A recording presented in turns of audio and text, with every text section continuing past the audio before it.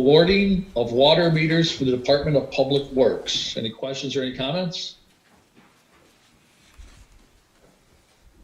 Awarding of village fuel.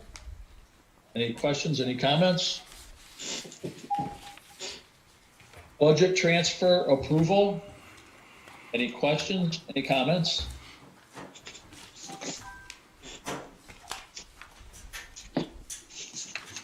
Chip, somebody just contacted me here. There's no sound on the broadcast. Already done. Okay, thank you. Number 11, abstract number 523, number 524, approval. Any questions? Any comments? What is that abstract? 12, crane service agreement for 2020, 2021. Any questions, any comments on that? Did we get a copy of those abstracts? I don't find them. Sorry, I'm going back. Dan, you are muted. You have to unmute yourself. Do we have copies of those abstracts? Usually I keep them in a red binder here by my desk for Okay. each meeting because it would be a lot of paper to copy them for everybody. Okay, thank But you. I can certainly do that in the future if you No, like. that's all right. No, I just didn't know where they were. Thank you. I'm sorry, Mayor, was there a question in there? No, No. there was not. Just if we had the abstracts. Okay, moving on to new business then. Actually, Go on. for a second, Okay, go ahead. on the budget transfers, I was just curious why we're transferring 5,000 from the treasurer account to the street contractual. Alyssa, would you be able to answer that, please? Alyssa's not on there anymore. She was here a minute ago. Okay, I don't have that knowledge or information in front of me here, Roger. Chip's working on it.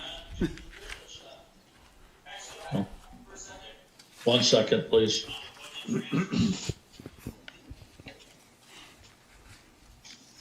She's on now.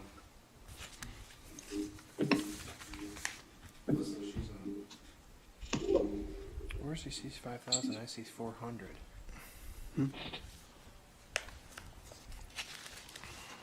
Oh, I see down at the bottom 5,000 contractual.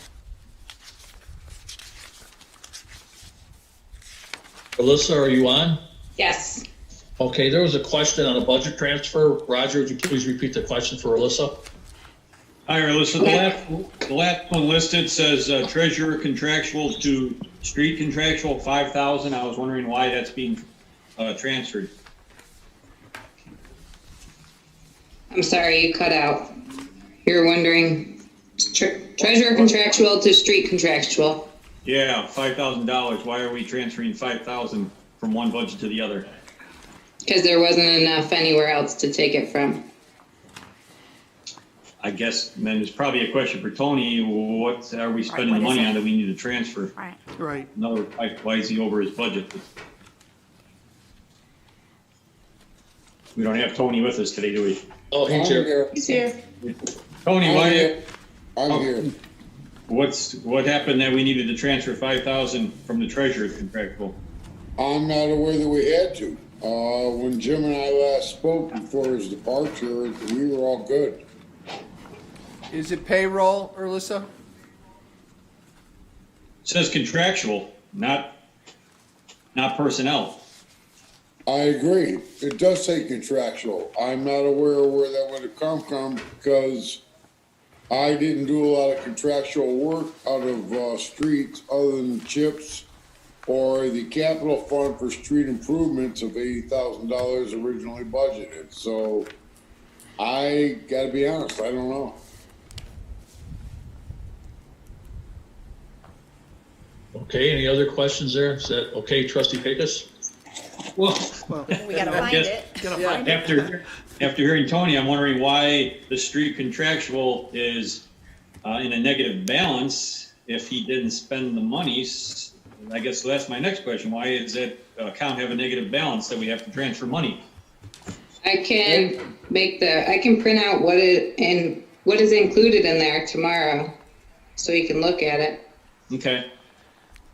I'm with you, Roger Britz. I agree. I'm not sure where that came from. I wasn't aware of that transfer. Alyssa, where did the request come from? I made requests based on what was in the negative, and I took where we could. I tried to do it within the department, and when I couldn't, I took where there was money left over. Okay, thank you. You know, this has happened before, that the very end of the Yep. Of the year. Right. But it would be nice to know where Should we wait? where it was short in that department. We Thanks, can wait. Alyssa. If we could just get those reports tomorrow, that'd be great. Absolutely. Alyssa, Uh-huh.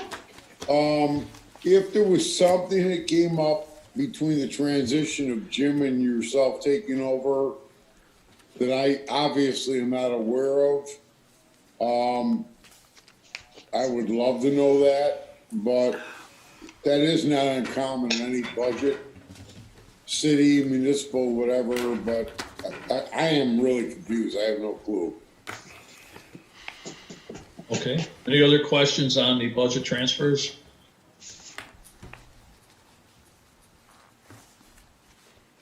No. Okay. I guess we'll move forward then to new business. Number 1, Board of Trustees meeting time change. Way here to please explain. I think Are we there was talking about some, earlier? the Making discussion it about earlier? moving the meetings, especially during the summer, to an earlier time, perhaps 5 o'clock. I would be in favor of that. I could do 5:30, but 5:30. That's fine with me. Better than 6:30. Yeah, I would prefer to do as early as we can. Yeah. I think Just for 5:30 would just be the good. Summer, which would be how, so from, Well, can we go through the summer and then decide how it works for Sure. us? Yeah, I'm okay with that. So Right, we you'd like talked to about that start last time. the change of summer hours from the June 1st meeting through what time period? Well, perhaps when we get to September with the Labor Day meeting, we could talk about, right about then, we could talk about whether we want to continue at that time or not. do we have our dates set already for the? Yes, they are set. Anne Marie has them. Okay. They're set until July, I believe. Right, And then after that, They haven't been it approved was No. standard procedure No, they haven't to been approved. start the No. workshop at 6 PM throughout the summer Right. until September. Right. Right, that's what we used to do, you're Right. correct. I'd like to, if we could push it to 5:30, I think that would be great if other people were amenable to that. How does everybody feel about that? I'm all in. Can, fine with you. if you have the dates for. Roger the ne- Britz, what do you think? That's fine with me. If you have, if Anne Marie has the dates for the rest of the year then, next half of the year, then maybe we could approve those along with that. Sure. Yeah. Yeah, The next. You want to start it in June or July? Let's start it in in June, June. Okay. the next Right. meeting. And then, so And then then could At we the next have those meeting. dates? have those dates and then have it ready for the next meeting? And can we have them go through the rest of the year, Anne Marie? All the way to December? Yes.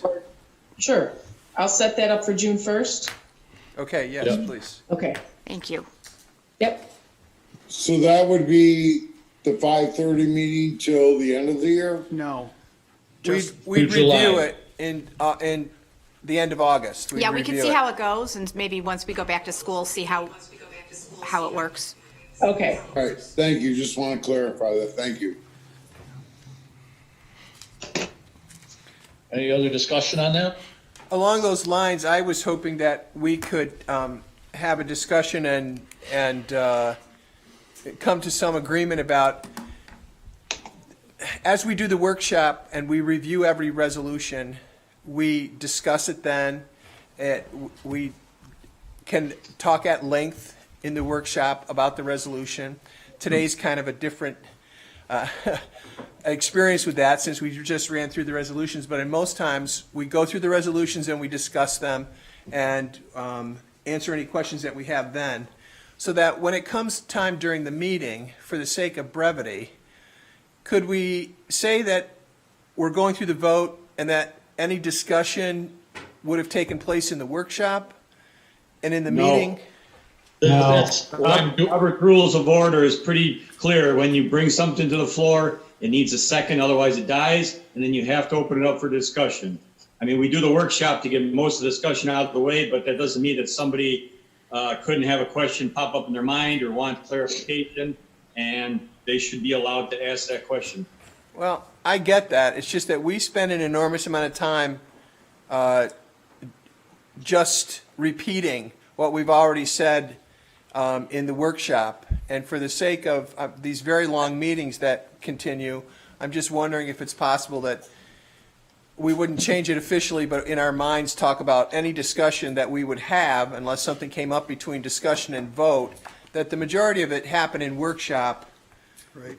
And not make the meeting way longer than it needs to be because we have to repeat something 3 times. And we don't specifically go by Robert's rules of, that's not Yeah. something we specifically go by. I think it's important to discuss it, and I think it's important to get it out. I think it's a great thing, but I don't think we have to say it Correct. 3 times and make the meeting, for everybody's sake, our audience, community, and everybody, go longer than it needs to. And I also think there's a difference in asking a question, and I think that should absolutely be allowed if you have a question when it's time to vote, but Or make your, well, when you. But vote- is it necessary to again have a Right. discussion that's as long as the one that we already had? Right. So- If you want to make a statement of why you're voting one way, that's different. Right. Yes. Than opening the same discussion again. Right. That's my point. Thank you. Can I ask Again, Attorney every Dyer? board I've ever been on, every group I've ever been, every municipality, anything uses Robert's Rules of Order. If you're telling me this board doesn't, then you're the only board that doesn't follow Robert's Rules of Order.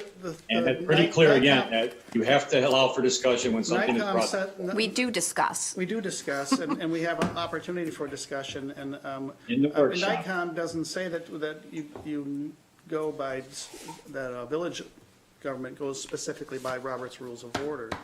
Tom doesn't dictate to us on everything. What's They that? have certain procedures they outline. They don't tell us everything that we have to do. I'm telling you, Right. every municipality, every board follows Robert's Rules of Order. It's pretty standard. Well, whether it's Robert Rules of Order or not, I guess my question Right. is can we, Can we? as a board, begin to practice most of our discussions and statements and everything in the workshop and not find it necessary to repeat it again during the meeting? Unless it's a different question or something comes up like Roger indicated. I just think for the sake of brevity, it would be in our best interest to not repeat it. But Trustee Bashaw, when I utilize that time for, when I say there's been a motion and a second, yeah, I really don't think it was really meant to rehash things over again. If you had a last minute I agree. comment on why you voted or are voting the way you are, Yep. I think that's why it's in there. I agree.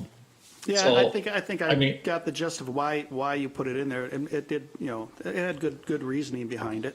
Yeah, I think it's but- important for that reason, but like I said, I think for the sake of brevity, that we don't need to repeat the entire discussion or prepared statements that were made during our workshop in our meeting again. And that has happened Yes, repeatedly. repeatedly, yes. That's so, but I think it's a good thing, Doug, to ask. Okay, well, one thing too is in the agenda, or I'm sorry, in the workshop, comments and so forth aren't put in the official minutes of the meeting. So if somebody has a specific comment on a resolution that they would like that to be in the official minutes of the meeting, that is the only time when there is a specific time period to do that. So I could see that being a specific reason why you might do a specific comment during that time period, because otherwise if it's in the workshop, it is not part of the official minutes of the meeting. Okay. But yes, I would add, if you can keep it brief, please, but I would think that you would still want that to to follow some official rules of order, and that seems pretty standard. So that would be my thought on that and my recommendation.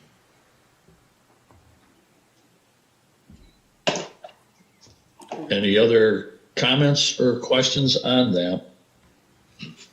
So did I have we- no problem, I have no problem with brevity, but Sure. there was a time where this board did not allow discussion during the regular meeting, and I do not think that that is how it should be ran, and I am not in favor of going back to that.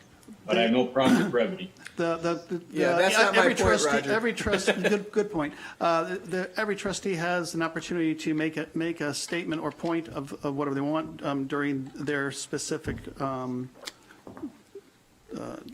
time. Right. When they asked, and that is during the regular meeting. It's their report time, and if they have a specific statement, they could state it then. Right. Instead of I opening, disagree. and I guess my point is, instead of opening a whole conversation again, where there's lots of questions, when it's during your time, then there's no question and answer. It's just you're making your statement. And Roger, I agree, but I think that we've been very good about discussion. I don't think that there's been any squelching of discussion, that's for sure.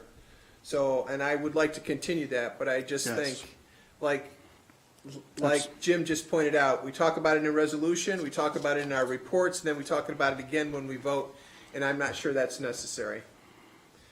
I don't think we've talked about it in our reports, nor do I think discussion on a resolution should be during our reports. It should be when it's on the floor. That's exactly how- right. How everybody else does it. Okay. Your report time should be reports on your committees and things that you're involved with that are otherwise, other than, I would assume, other than resolutions. That's what I would think your reports should be. And I wouldn't, Okay, if we can keep Okay. it to that, that's good.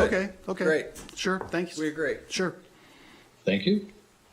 Does anybody have any other new business? I just wanted to ask a question about the report from Baggett and Laredo. Kara brought up a good point. Can that report be put onto our website so that the community can see the report from Baggett and Laredo? Number one, that's one question. And then the second question was, the recommendation for QuickBooks, are we able to purchase that right away? You so choose tonight to allow us to purchase that, that would be fine. We're kind of hoping that might be the case, but we didn't get it in time for the Monday cutoff. But we would like to try to start the new system starting June 1st.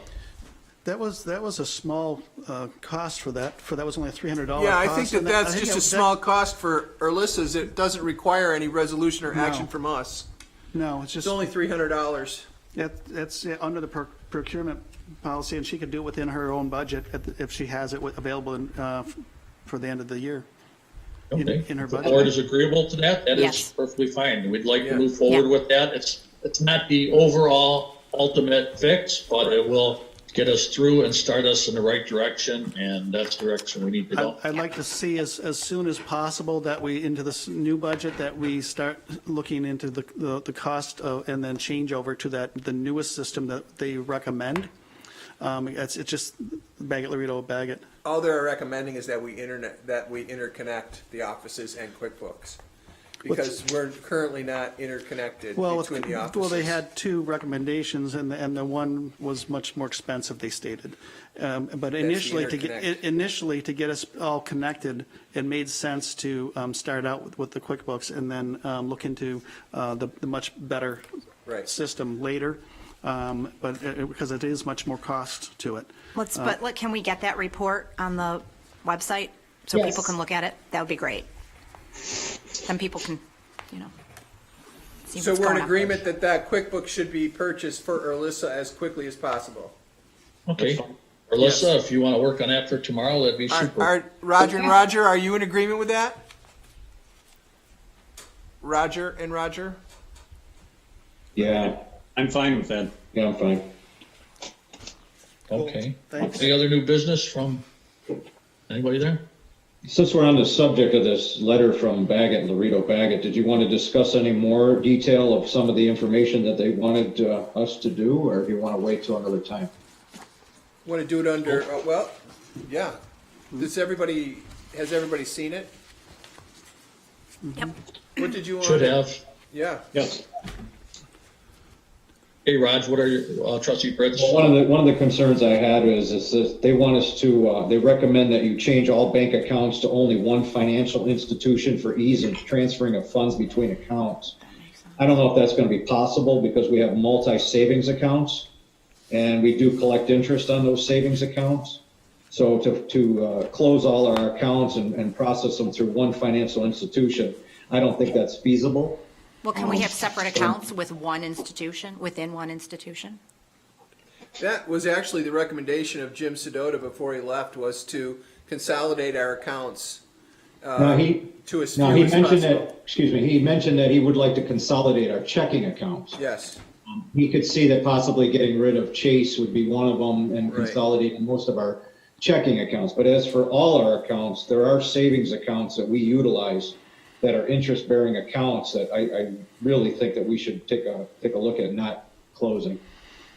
Well, I think that's probably a prudent, to look and see what the offers are from the banks, shop it around a little bit before we make any, but it's something we should keep in mind, I agree.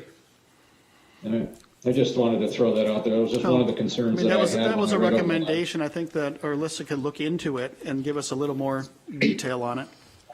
Yes, I'll look and see what the rates are, That'd be good. what we get. Any other discussion on that? The other thing I was a little concerned about is the purchase orders that they discussed and having that $200 limit. I don't think that that's feasible for our department heads to have approvals above anything over $200. I think that would take a lot of time going through each and every one of their purchase orders, anything over $200. I think we should take a hard look at our procurement policy and try to find our POs to follow along with our procurement. This way it would allow our department heads to go ahead and purchase items without having to have board approval for everything that they need to do. I think there needs to be a cutoff, though. Maybe 200 is too low, I but don't think that they're just board approval for. I think it's just a verifying Just that a process. It's a process to verify A that paper trail. the funds are available, so that and with the new system, it could be done the same day, as according to what Alyssa was talking to me about. I think she could verify that. Yes, with the new system, we would be able to pull up immediately what the actual budget is versus what has already, or what is available and what's already been spent. Right. So you got a really accurate. So it'll just be like a couple buttons and that's it. Right. Yeah, that'd be great. And I don't think we have to change the procurement policy where we have to approve at a lower number. It's just that the numbers would go through the office that same day to verify that the funds are right then and there available for that quick purchase. So That's actually where they were. That's actually where they were going with that, was so that it was cleared, so that we knew the money was available versus them just purchasing. Not that we have to get board approval for everything, but just to verify the money is available in the accounts. yeah, Great. And that would be. I think that's a good idea. Because that was my understanding of it. This system of bringing in receipts after the purchase is made is really not adequate at all. And that would. If I may interject, over a year ago, under Jim Sedota, Mayor Landis, and the board, we instituted a policy that for common day vendors like Home Depot, Advantage Audio, or Auto Superior, etc., we would do blanket purchase orders not to exceed $500.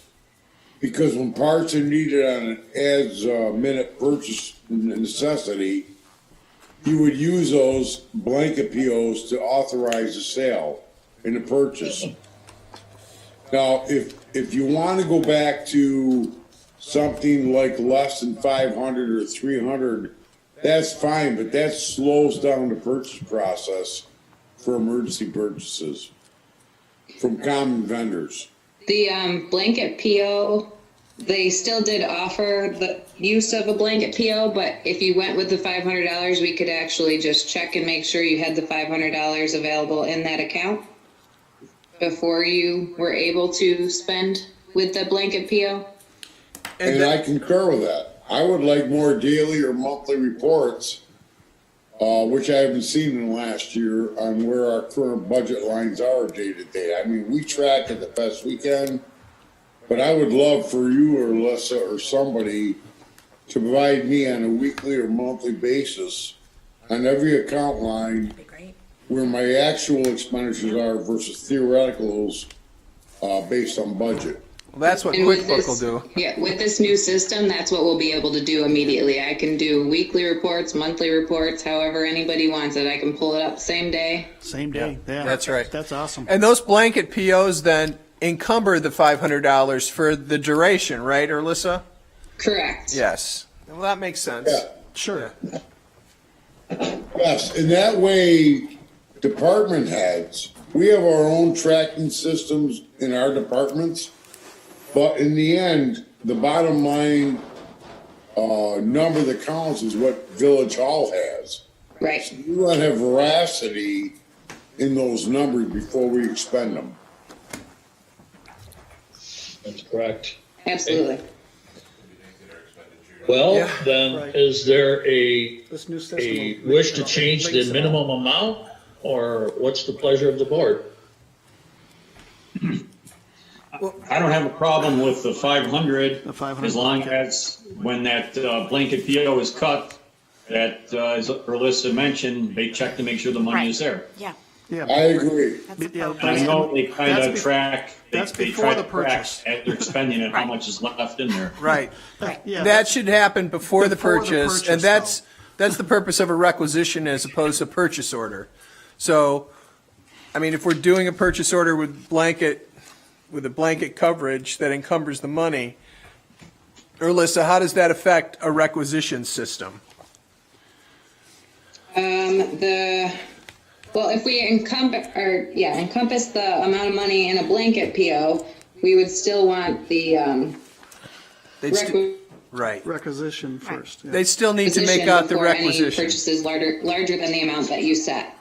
The way it works very simply, and I agree with you, Eva, Dawn, and Alyssa, if I, for instance, put a PO in for $500 to Chautauqua Brick, the PO does not get approved until Alyssa verifies the funds are there. And then, when the products are purchased, it's on a invoice system that goes against that PO number, which we give the vendors. So we never get expended because everything has to be approved by Alyssa, Right. that the account balances are there. Yep, that makes Yep, sense. that works. It's simple economics in business. It is. Hey, folks, More any other paperwork comments or than we're used questions to, on though. that? I'm sorry? Any other comments or questions on that subject, or would anybody have anything new? No, I Else? think we could go with that. I think it sounds good. Roger Uh, Britz, was there anything else in that report? No, that's all I had. Okay, if, does anybody else have any other new business? Okay, I have a couple, three things here. We've started brush pickup, today. We brought back our Department of Public Works, to pick up brush to maintain clean and healthy neighborhoods. Also, for state guidelines, this last weekend, tennis courts were opened up. They were opened up for tennis and or pickleball under state guidelines. Also, sort of a different subject, but COVID related. The idea of a drop box out front of Village Hall was brought up, and was brought up to help alleviate people having to mail in water and sewer bills. But I'm not sure if that would affect the historic status of our building, and you were able to do that, or to put it out. I'm not sure if that's something we can do, or if that's something that the board can do to help until we fully open up our Village Hall for business, that people can drop off bills. Under this, Doug, under this phase one opening starts tomorrow, correct? Will the Village Hall then be open? No. No. We are not set up for it. originally when we have plans, we have opening plans that we will discuss here a little bit later on, that the thought was the governor was going to do this in 2 weeks. That was a couple of days ago, that the phase, the opening phase was going to be lifted in 2 weeks, and in a day or two, it was opened in a couple of days. So tomorrow, we are not ready to open up Village Hall completely for the public to utilize our services, especially the services of our code and enforcement office. Okay. We're going to try to work on that as ASAP and get that open so we can do business at Village Hall. What phase are municipal offices and governments included in? Administrative support, phase 2. Yeah, So maybe 2 weeks. maybe. That's what, But this is part of, the code enforcement would be part of phase 1 under construction and Right. manufacturing, where there's essential, non-essential construction can take place and building permits and so forth have to be worked on. right, yep. But we will work on that as soon as possible. Kind of in relation to that, we had a contractor in here doing some painting and work inside. Some of our department heads have suggested it might be a good use of utilizing him to fabricate plexiglass, I guess, protections for our workers and the public. Is there any kind of discussion on that? That's a good idea. Are you talking about in the office where the water and sewer is collected now? That Well, office? currently it's going to be within the code enforcement office Oh. because that's the first thing that's opening up right now. Yeah. Yep. Yeah. They have to do business right now. I would still, until we are able to fully work on a good idea here for water and sewer to be opened up, to just utilize the contractor's balance right now on keeping the code enforcement office getting that going. Yeah. Okay, Yeah. yeah. Probably work with getting some estimates anyways. Yes, I mean, however we have to do it. I can't imagine, I have no idea, but, so yes, that would be a good idea. I would imagine it'd be a time and materials thing, buying a sheet of plexiglass here and there and fabricating a simple structure, Roger and Mayor, just to hold it in place. I've been to several businesses in the area that are even using things like, believe it or not, sheets of plastic duct taped to a ceiling grid or whatever. I've seen that. It's a temporary barrier, but that's just a thought.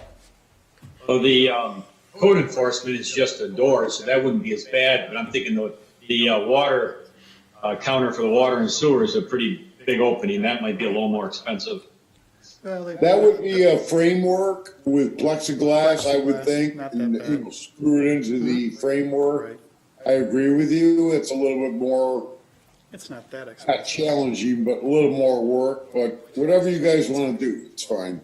I guess that's what I'm thinking, is we may want to do it a little more permanent and Right. so it's permanent. Right. Yeah, I agree. Yeah. Well, yeah, That- Doug, it you were should- recommending that before we even went into this pandemic. Yeah, I mean. Yeah, there should be some sort of they a have barrier there. Plexiglass with a cutout, you slide your bill Yeah. in and pay the bill and they slide out the receipt. I mean, I think you're right, a permanent fixture would be fine. And And that's good for Yes, security too. Right. it's more absolutely, secure. security and safety and for the health of Yes. our employees and our public. Yep. The next thing I have is Russell Joy Park. And what's the board's pleasure on refunds for individuals who have rented it and they may not be able to use it if we don't open that up or however that works? I know, is he up there, Tom McTaggart? Yes. Yeah, I'm here. You may want to ask his thoughts on that and we may need to this issue here. I have a question, Mayor. Yes, sir. Is Tom running rec through the summer or are there some other That's- plans? That's a good question. I'm here for that purpose, for that discussion tonight, Tony. Yep, well, we should, I didn't see you. first. Tommy, how long you hanging around? I love it here. Whatever you need, I'll be here for the duration of the meeting, Tony. All right, no, I mean, as far as like, it came up today when we were trying to ascertain Russell Joy Park, for instance, the new tennis nets, are you taking care of ordering them or? I can. Well, like I said, I was non-essential, so I really haven't been able to be supposed to be around the office. But as we were getting towards the end of our budget year, I'm running out of time. I need to be here.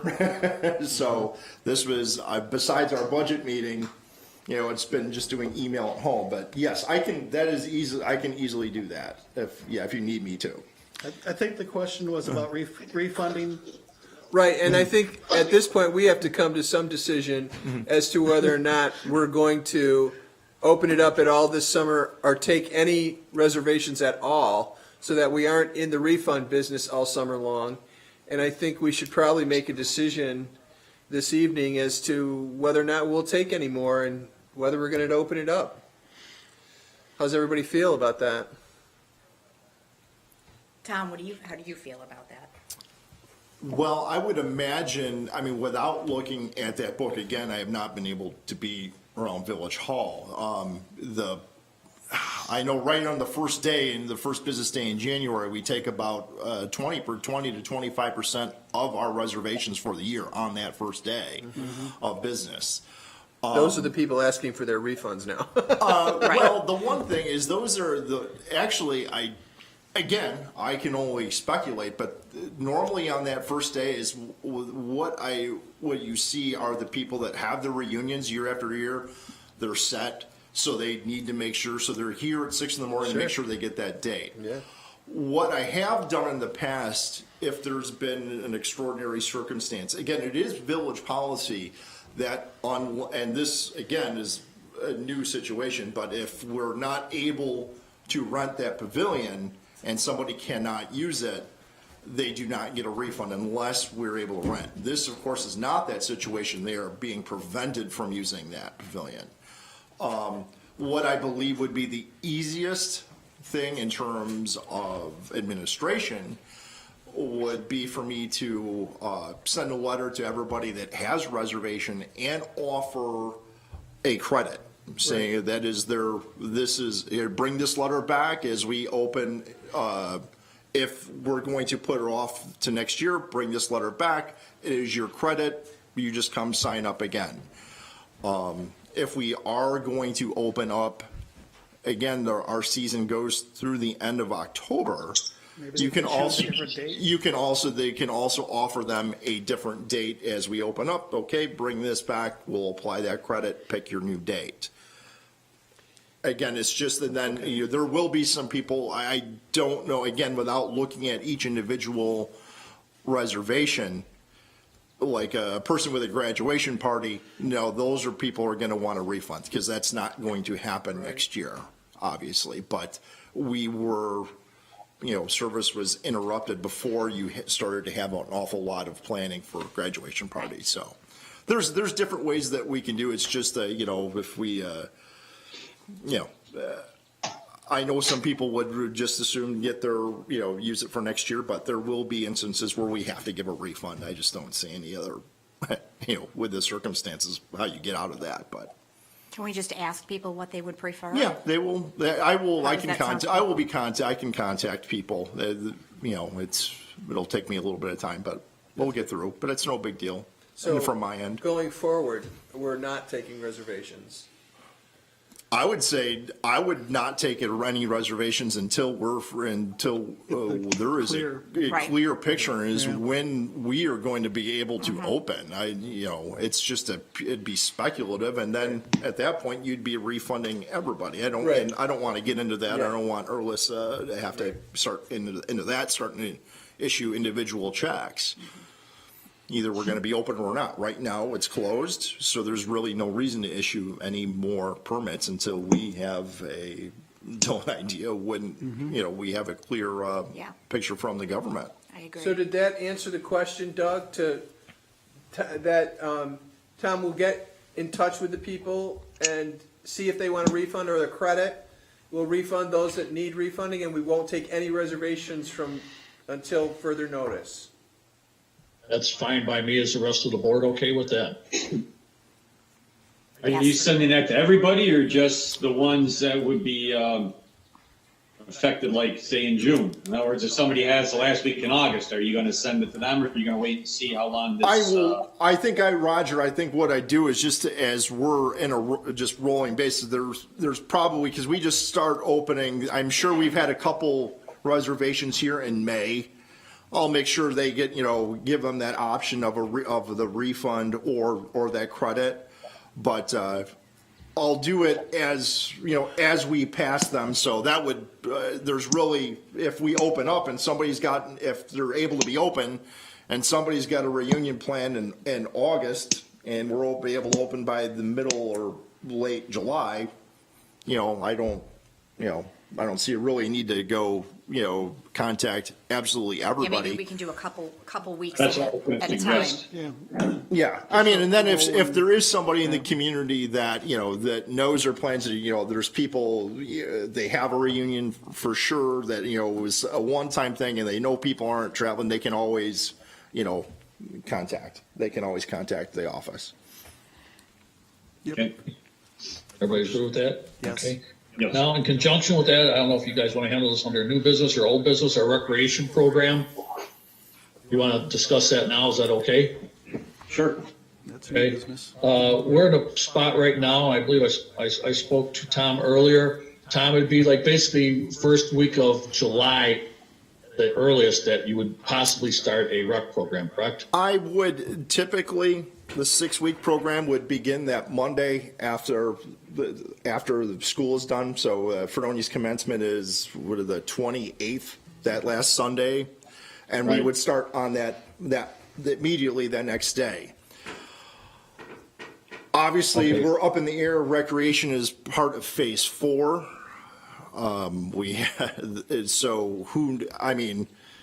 That if everything went on a 2-week basis, the earliest would be that June 30th would be that Tuesday. I would be in favor. I definitely wouldn't want, I'd like to see us,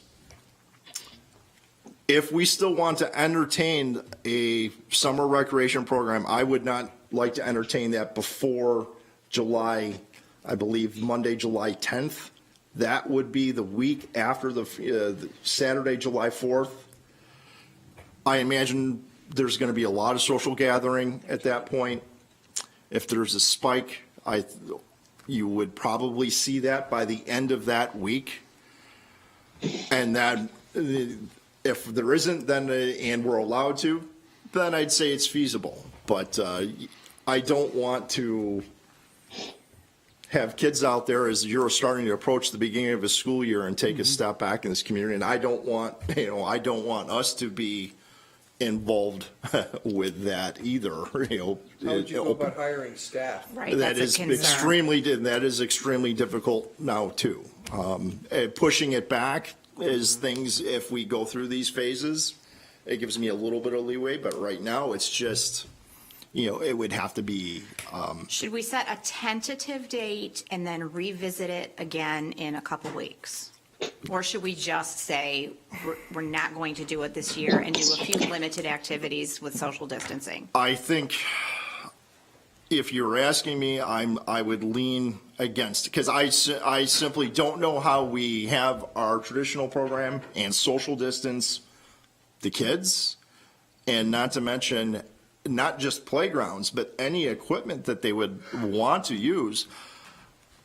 The ability to sanitize that to New York State standards that we're going to be under would be a monumental task. Well, and the likelihood that any schools are going to be reopening, at least, there's not going to be any school probably until at least September. So I think maybe we should follow those same kinds of schedules, that same kind of schedule. Can I add one thing real quick? I was approached by someone that used to work for us during the summer months. Right now, a lot of the college kids have graduated and they're moving on, and they don't know whether or not they're going to have a job this summer with us. So I don't know if that's a consideration that we've been discussing in this process, but there are students that come back every year to help us with our program. And I know they're on the hinge right now whether or not we're going to hire them back. Right. So we should need to make a decision. Can I make a suggestion here? I mean, I realize the best case scenario, if we go through all phase 1, 2, 3 and get to 4, which might be a stretch because I'm hopeful that we won't have any increases in any of the metrics that are getting us into this phase 1.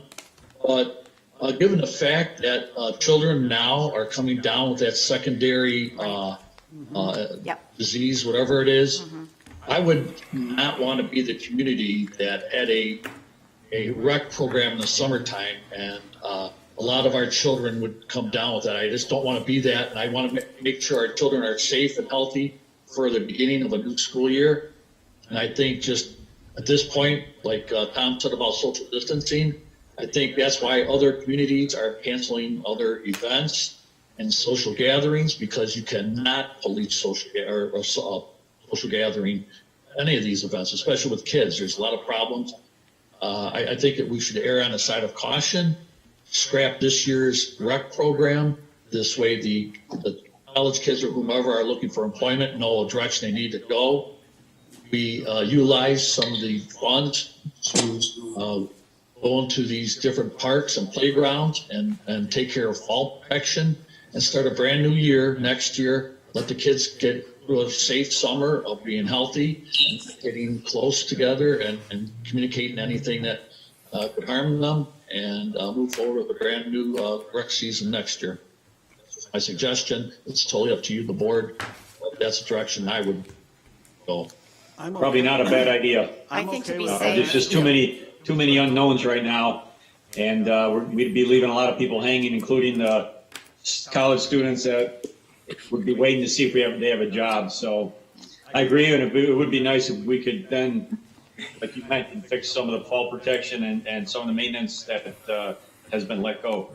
And we also will be able to. I guess at this point, you, the board, could make that decision whether you want to scrap our recreational program right now and we'll recontinue it next year in 2021. I'll just add that, that's. I'd be in favor of canceling it this Okay, summer. Tom has something to say. Let's hear from Tom here. Yeah, it's just, Roger just Pecos, I so. believe, or Trustee Pecos, I believe you're also in favor of canceling. I don't think he can hear Doug, us. can you hear Do us? we need to do a resolution on They that, can't hear or is us. that just, because if Can so, you we guys could do hear it at the us? next meeting, Hello? Hey, Raj, I'm can you? not sure. or is that just? Regard, that's something that we have to have a formal resolution They can't hear us. in this situation.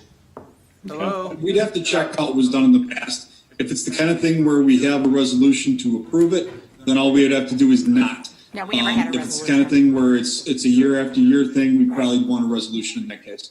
Yeah, we've never had a resolution. No, Hold on, guys, hold on. We have to come. He wants to talk for a minute. Hold on. Go ahead. okay, I was just gonna say, just so the community knows, it's just, the rec program is tradition. I would say that hopefully by the time we get to mid-July, what it should be able to open up is we have this ability to do movies in the park. So it's not like, okay, see everybody next year, but something like our movie programs that we have done, I want everybody to know that that's something that I'm still planning on doing, because that is something where everybody, at our Lambert playground, putting that screen up and having an activity like that, it is something that we're going to be able to do. It's just the traditional, activities in the park with kids. Right. There's just no way we can run our traditional program like that. But Tom, are you going to have the staff to do that if we kind of cancel this out? Are you going to be able to put up all the screens and run the movies and hustle around by yourself? that staff consisted of me and Roger Pecos. So yeah, it's something that would be able to be done. Yes, that's fine. And plus that we're shifting. I'm not, showing movies and getting the copyright license for them are usually cost prohibitive, because that's why we only do a couple, because it is expensive. But as now we're going to be shifting, if we don't do this, I'm going to be able to shift some money around. Obviously, I'm not going to be making as big of a supply purchase, it's something that can be done, and teaching somebody, if I needed some help with it, it's not hard. And you get to go see a movie. It's pretty neat. You can set up special areas So, where people yeah, can but- be and not be. Right. But I don't think we'd never run, in terms of a resolution, we never run, the only resolutions we ever have is hiring staff. Right. I mean, we have the money in the, our money is appropriated in a budget to run a certain I have. Yeah, we don't need a resolution to not hire staff. Right, yes, yeah. So that will be, again, not running a program would give us an opportunity to address certain issues at playgrounds that we may have, because we're not going to be, last year, the village portion of recreation personnel over the summer was over $25,000. Right. So I'm not saying that we need to spend, now I've got $25,000 in equipment. It's certainly with certain revenue questions coming up within this pandemic, but it certainly provides us an opportunity without having to really do something and set up these playgrounds with increased fall protection, if that's what we need to do. And which we wouldn't have. There's not going to be an opportunity where you folks can be like, I want to do this, and there's all of a sudden $25,000 for recreation to go do that. That's not going to happen anytime in the next few years. If we don't run a program for just public safety, now there is money in the budget to be able to tackle some of this thing. So there would be hopefully some good coming out of it. That's just for some clarity, Tommy, you make a great point, but I want to remind the board and mayor that already in the budget, I've got prices. We replaced 3 steel roofs at Russell Joy with our guys in Pomfret working together. I've already got estimates to replace the steel roofs at the lower pavilion and another one of the dugouts very inexpensively. We can get that done with money already appropriated in the new budget. And Tommy, you're right. Whatever money you have there that is not needed for rec could be available for unforeseen circumstances. I'm sorry. So we will. I think we should use that money for rec and use it for safety equipment, for updating equipment.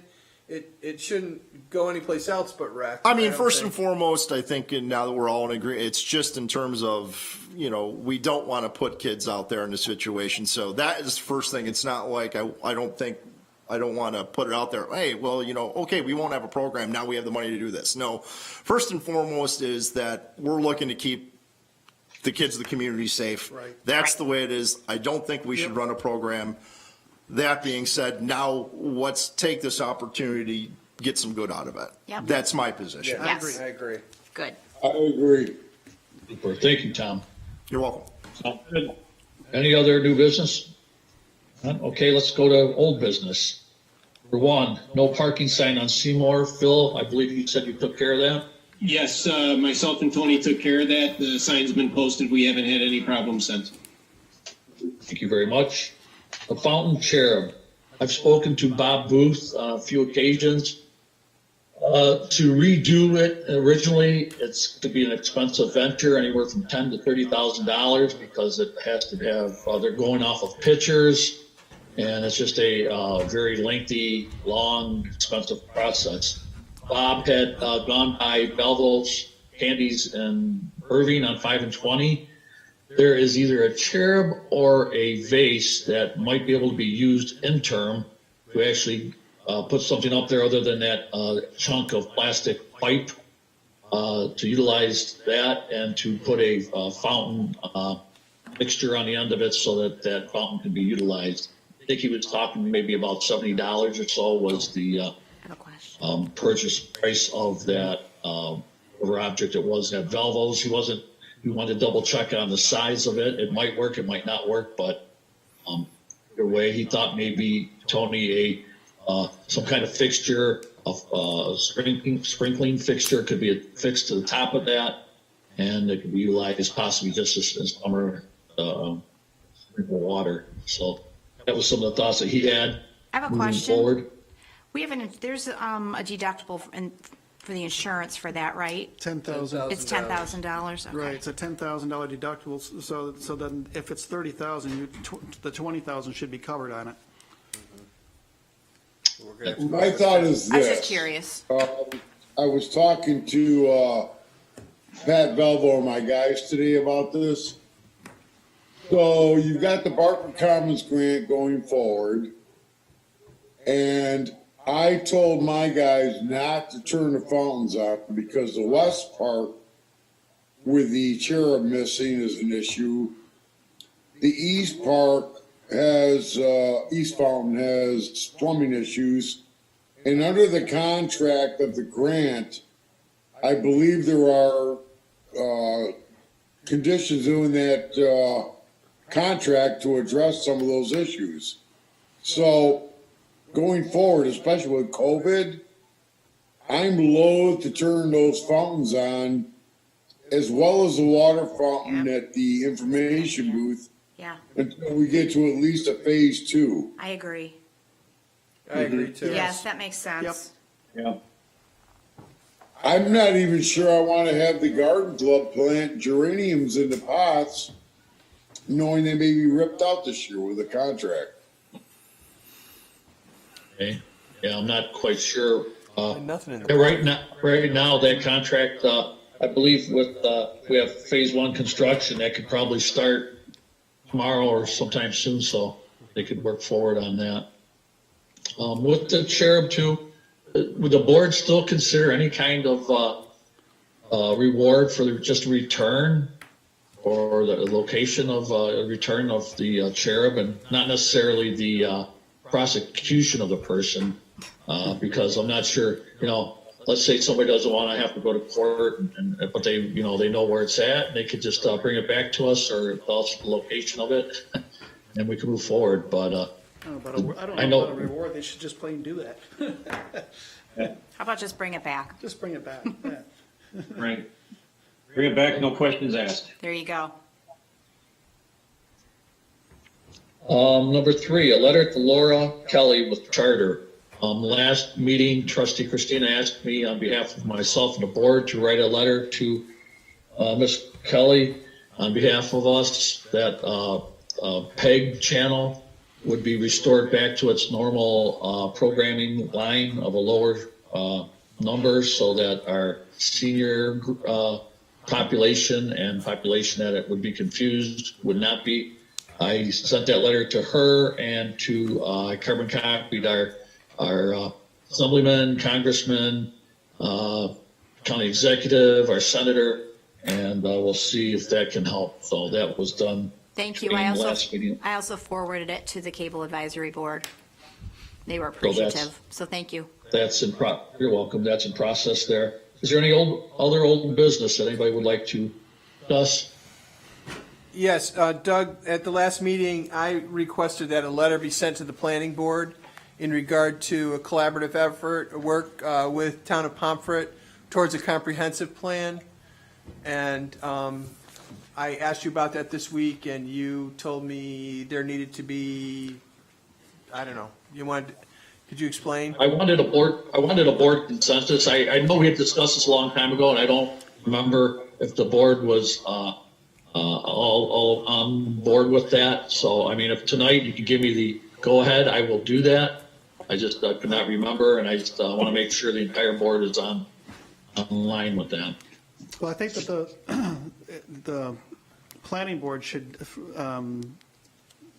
be consistent with reviewing our current comprehensive plan. And if there are areas that they can work with the town, that it might be wise to be consistent with their plan.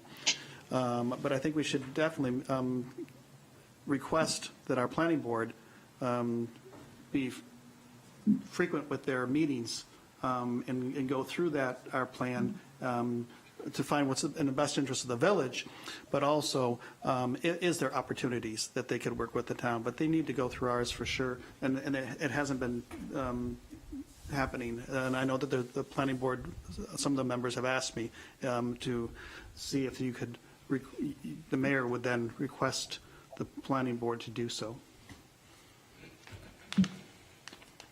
Trustee Fritz or Trustee Pecos, your thoughts on that? I guess I'm confused as to what we're looking for. Are we telling our planning board to work with the town, or are we requesting the town work with us, or what's the purpose here? Well, there was discussion from the town that maybe we could do work as one, but I don't think we could actually do one plan together. And Chuck is shaking his head right here now. Actually, it can be one plan, but it can be divided into two. There's three different ways to do it. It can be one plan.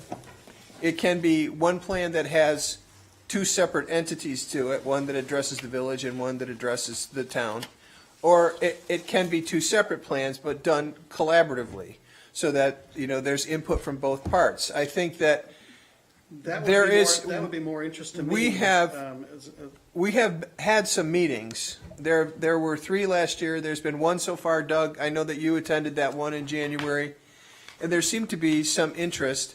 I think what happened, aside from COVID, one of the things is that the planning board is not aware of the direction of the village as to whether or not they want to seek collaborative work with the town of Pomfret. And I think that it's important. I mean, we have to all admit that the village sits within the town. It's kind of important to have a collaborative effort when it comes to planning and zoning and the creation of new areas or development of new areas. Well, really, and the town and the village have very separate zoning, and there's very little areas that concern directly both because of their zoning is different.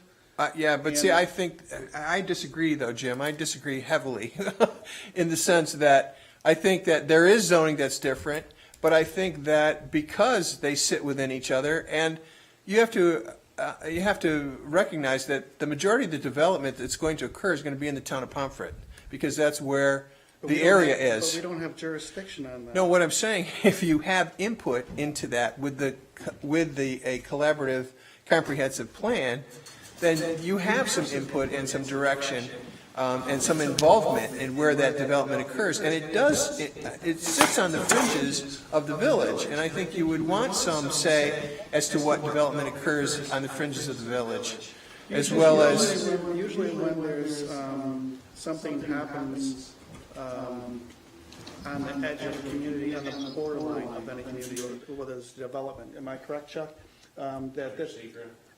In the seeker, right, is there's communication that's made between the next municipality. But why not plan ahead? And why not come together? It's within 5 or 100 feet. Also, but why not come together with a common vision? Exactly. Common vision for the future of what we all want for this community. Because we Yes. are really one community. Yes, we are. I think that having separate plans, but with that common vision involved in each plan, could be utilized. I think it's a waste to have separate plans. We already have a comprehensive plan. That's- Does Concord already have a comprehensive plan? We have an agricultural protection plan that can become a comprehensive plan, but both of them, including the one with the village, has expired. Right, the one And- that we have is expired. Right. So is the agricultural The plan only with thing we the do is town. update what we already have Right. done, that we've already spent tons of money on. The problem that we have with the planning boards is just waiting for direction, is because you really need a planning consultant to work with us at this point. Absolutely. Wendell's already done our comprehensive plan back in 2011. Right.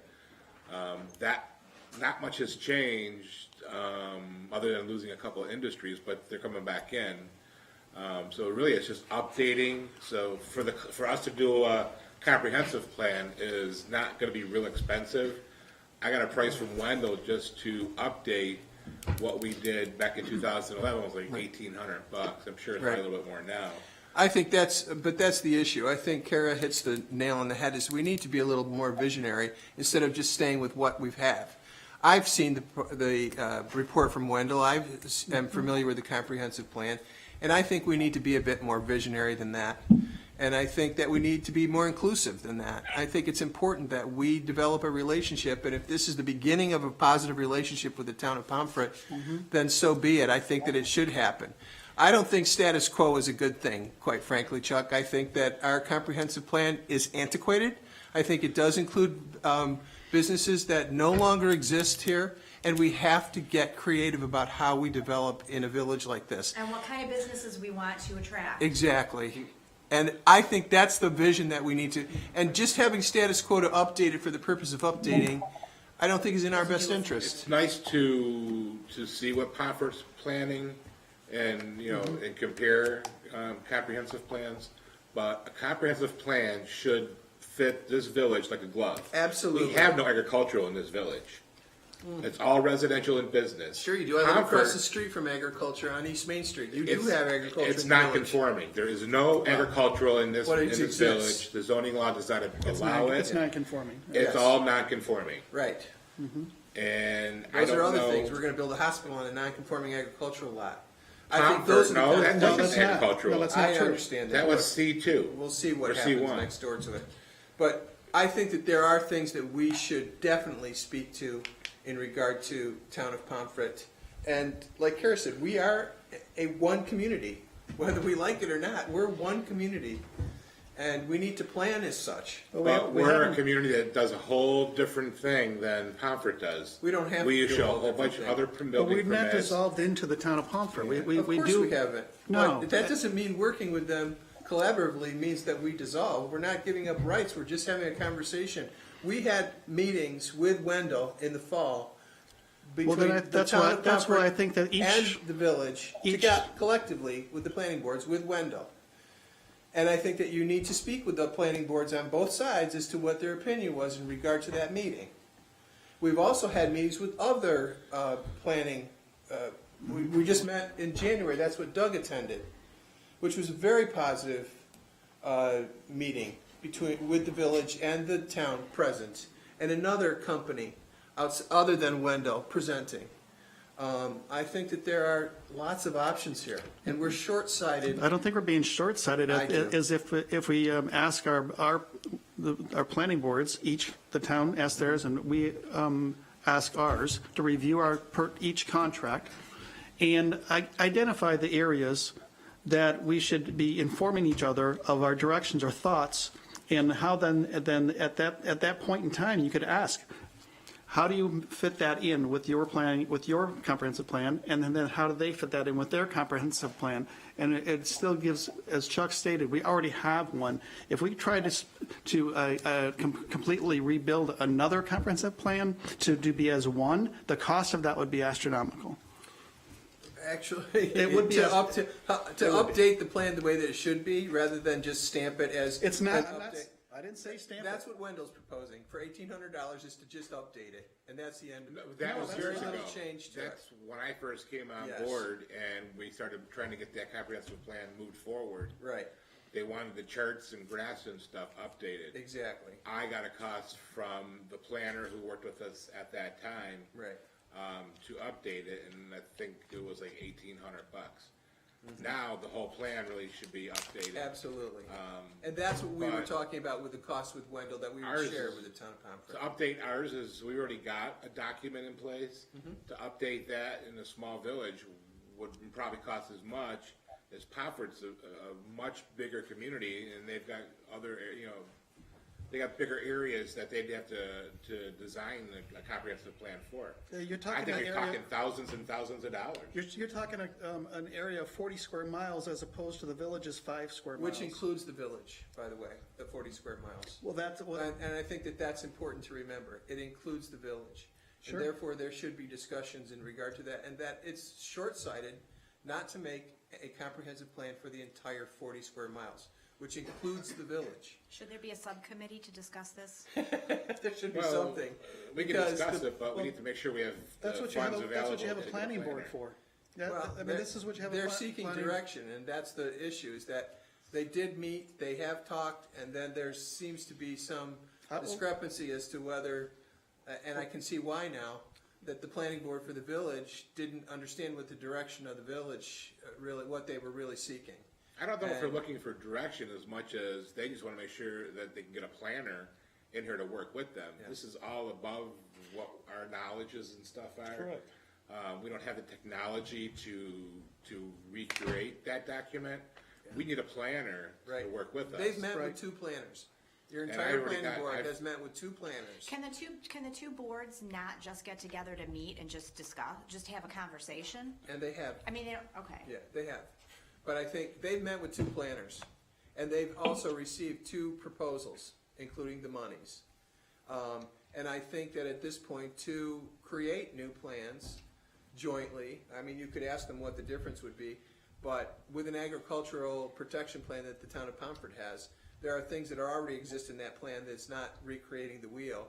So it's called something different, that's true, but I think that the prices that were quoted by both of those planners, you would find would behoove us to take a look at it, to look at it collaboratively, because if you update a plan now that's it's at least 10 years old, and actually it was renewed in 2011, but it was created in 1997. And I think that it's 20 years old, better than that, and it really needs to be reinvented. And I think that if you look at the prices that have been presented to both the town of Pomfret and the village planning boards, you'd find that they are probably right about what would need to happen in order to recreate a comprehensive plan. Take a look at those figures. Can the county IDA help out? What's that say? The idea, nope. Oh, no. What's that, Tony? I would petition the county IDA to help Absolutely out. not. You know, we Absolutely. tried it, they helped us in Dunkirk at Yeah, one well, point. the idea is, I'm sorry, and I'll go on record as that, we need to stay within our village and our town and not involve the county at this point. Right. We have a planning board that's just Yes. waiting for direction and to make sure there's funds available to hire a planner. That's Yes. all we're waiting for. I think we need some direction for our planning board at this point. Okay, I've heard from the 3 trustees here, Trustee Christina, Trustee Bashaw, Trustee Linden. Could Trustee Pecos and Trustee Gritz please put your input in, please?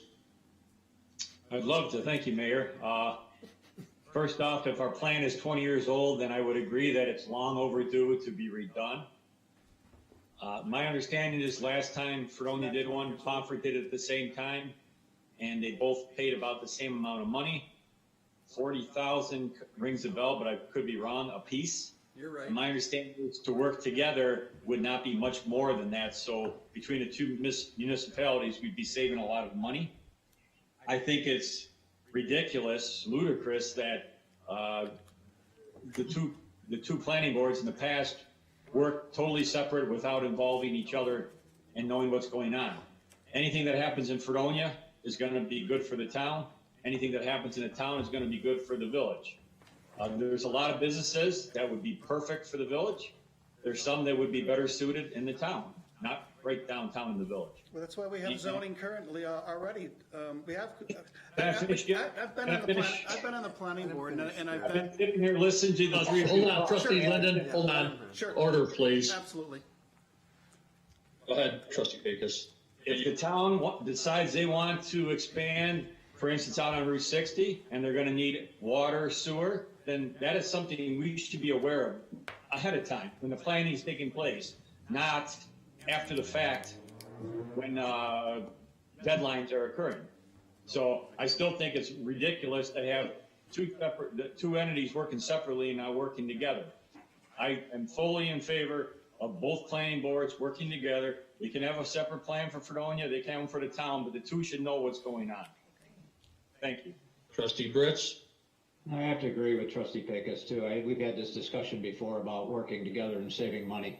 You're going to see a lot more of that collaboration amongst towns and villages to work together going forward, even after all this is going to, COVID is going to end and we realize the budgets and the state funding and the rest of stuff. So I agree. I think we should work together. We should work closely together with the town and look to move forward in developing our area together as a team.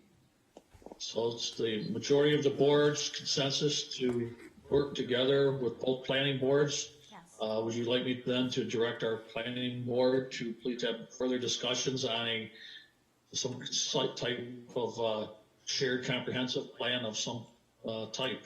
Yes. Yes. Yes. Yep. Trustee Linden? Like I was about to say that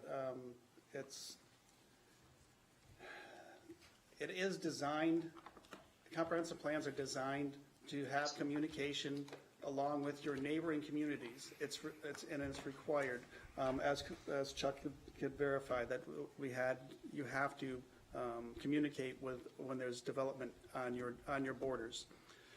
I think that it's a great idea to have the town and the village informed of what's going on within each municipality and how they plan on proceeding with their growth and development into the future.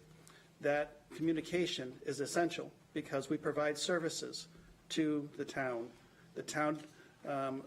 in certain ways, such as water and sewage. So we would have to know where they plan on their thoughts of growth and development into the future, and we should know that.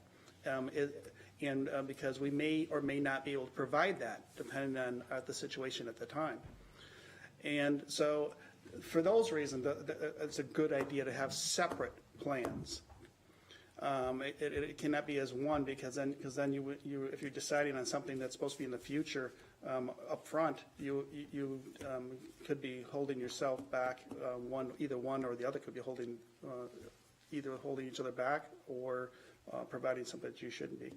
But as I was on the planning board before, and I went to the education provided by the state, and there was a lot of recommendations on how to proceed with planning. And it was recommended that we should have a comprehensive plan for many, many reasons. You're working for looking for grants and development, but it is critical, as Chuck said, that we have one specifically for the village. And we do so. We have one, but it should identify that when areas of growth that we already currently know, or that they could provide us, that we would have consideration of how to proceed with that into the future. We need to have growth and plans, but we can't plan for them, and they can't plan for us. So for those reasons, I think we should stay informed, work together to identify those growth areas which are already somewhat understood, but at least you could keep that information going forward and have the individual plans, but keep those all. You could reference that information provided to each other. That's all. Thank you. Well, the majority of the board has directed me to move forward with directing our planning board to have discussion with the Pomfret Planning Board to work on some type of shared comprehensive plan, so I will move forward with that. Okay. All right, moving forward, any other new business? I'm sorry, old business. The emergency management plan. There has to be some discussion. I've written everybody in an email in regard to, we received an emergency management proposal from Chief Walker, Fire Chief Walker, that included a salary increase that will go into effect June 1st if we don't address the proposal.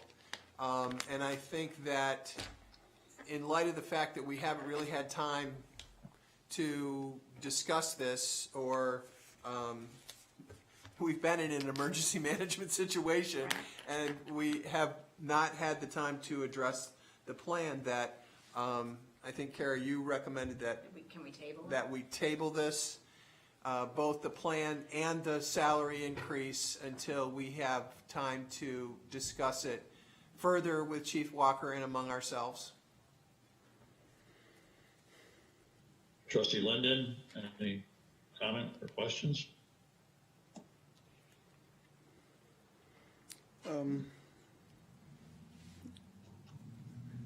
I think we should move forward with the management plan. I think that we were just. I think we should move forward with it, but I think that the way it's proposed and the way it's written now, and the cost also, is really something that, the way that it's written, I think that there are some things that need to be adjusted and discussed.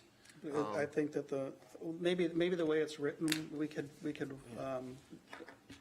go take another look at, have some more recommendations from the chief, but also, but as for what I see is that the wage is already set, isn't it? No, it It's doesn't already have to be said. They were recommended by in the budget, but they are in association with this proposal that has not been adopted or accepted yet. So I think at this time, both the salary and the proposal need to be tabled until we can address it further. Okay, trustee Brits? Well, I don't have a resolution in front of me, and I don't think we have anything on the agenda for tonight, so if someone wants to drop some sort of something that we can talk about and vote on, I'm not gonna make a decision. Yeah, it doesn't have to be tabled at this point because there's nothing before us. No, I don't mean tabled. I mean, I think that we If have don't- to. If we don't act on it by one way or another by June 1st, it will automatically take effect. Is that correct? I believe it will. The wage, Dan Guard? the wage will, yeah. Yeah, the wage will definitely take effect, and We didn't approve a salary. There's money in the budget, but that doesn't mean. we did approve. We did kind of, Roger. We approved his salary when we approved the budget. That included that 13,000. I mean, we have the ability to adjust that because it's related to the proposal, but we did include it. I know it was included, but is that, Right. unless we have a resolution giving him that salary, I would think that it's not official. Well, the line. I guess that's just what we're wondering. Yeah, maybe that's I'm what we wondering. need Dan Guard to verify, because the line, the salary line that's identified in the budget does include that money. Dan, would you have any thought on that, please? The salary line that is in the budget does include that money. I have not seen the budget, but that's what I've been told. Yep. If that's the case, then because I believe Chief Walker's contract directly relates to the budget, that would be the salary that the board approved for him for the year. Whether or not the board has approved the proposal, that's a matter for their discussion. We haven't approved that position, emergency management position. Right. We So there's included. a salary attached to it, but we haven't approved the position. My understanding, Roger, and like I said, I haven't even seen a copy of the final budget. My understanding is that the money was put into Chief Walker's salary with the salary line with the anticipation that the position approval was coming, and that it would be done by now when June came around. So it's kind of an issue that wasn't an issue, and now it is. So it's my understanding that the salary wage was approved during the budget process, but the position title may not be at this point. That's correct. It's kind of a weird position to be in. Okay. So if we have a new position that we haven't appointed anybody to, how can we pay a salary? Well, the issue is because the money was put into Chief Walker's salary line in the budget, and Chief Walker's contract with the village basically designates for a salary what you guys put in the budget. So that's kind of the catch-22 here, Roger. Actually, I think if you If look. anybody has any problems with the position, then I could see, having a lot more discussion on it. Otherwise, it seems like Ryan's done a real bang-up job during this time especially. It's something that's been talked about for a long time. It's another situation where you got an employee who's going way beyond the scope of his assigned duties and doing other things for the village. And the village was finally getting around to adjusting the title, basically, is where we are. Yeah, I don't think that's the issue, Dan. I think everyone would agree that Chief Walker's done a great job. I think that the outline of the proposal relinquishes a great deal of authority, both from the mayor and the trustees, that I think we need to revisit during time of emergency. And I think those are the issues that need to be, and it is a separate position. And I don't know if we considered that money to be stipend, and it is in two separate lines in the budget. It's included in his salary, and it's also listed separately. So we are in kind of a dilemma. The trustees have the ability to adjust the duties of a position. And the salaries before June 1st. They have the authority to do both.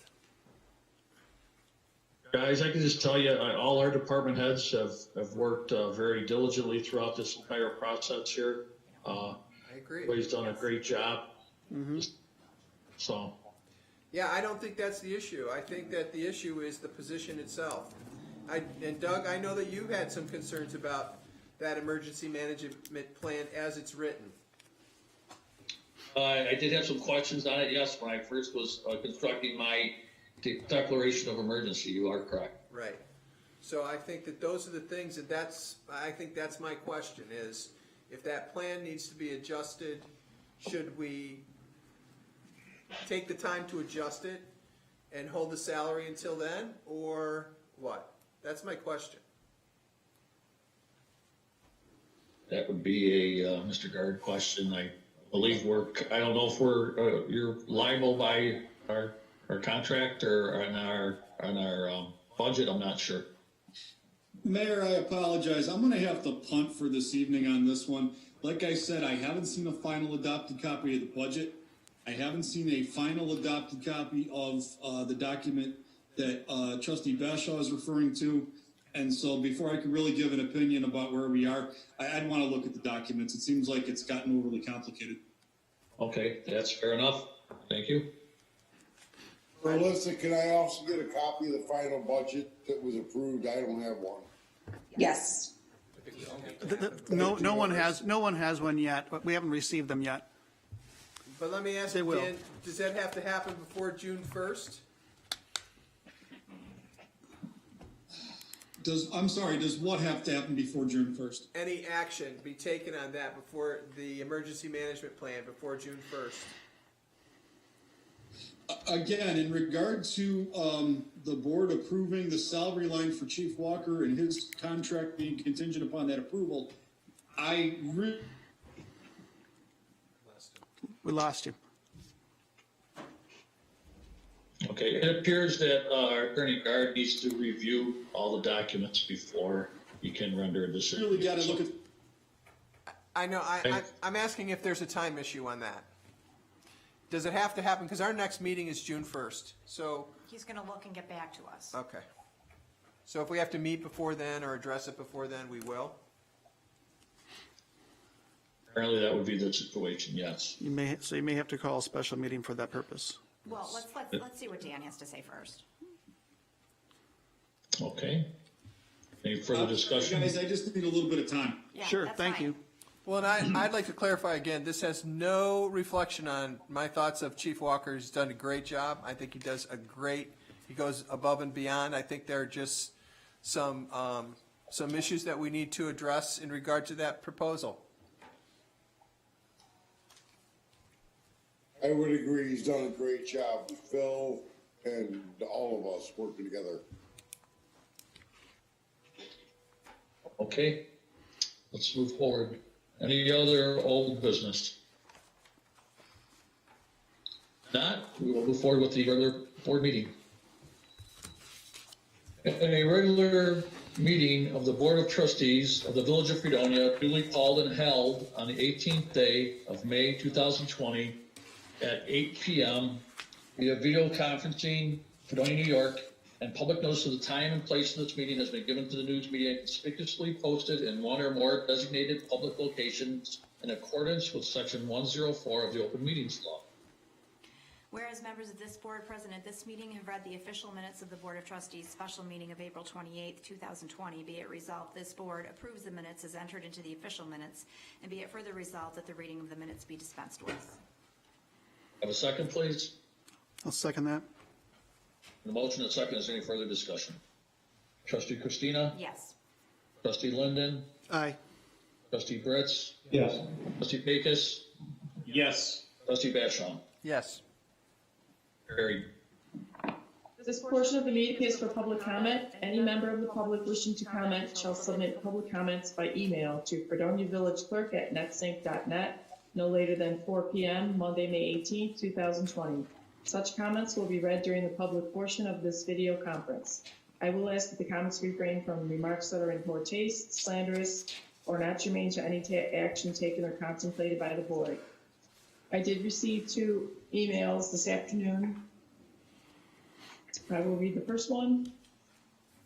From David Fridman to the village clerk. Hello, I am writing to you today to discuss your current meeting policy, specifically the public portion of your meetings. First, I want to commend your efforts to respond to the current crisis by ensuring there is a method for the public to have access to viewing your meetings and establishing a way for the public to participate via email.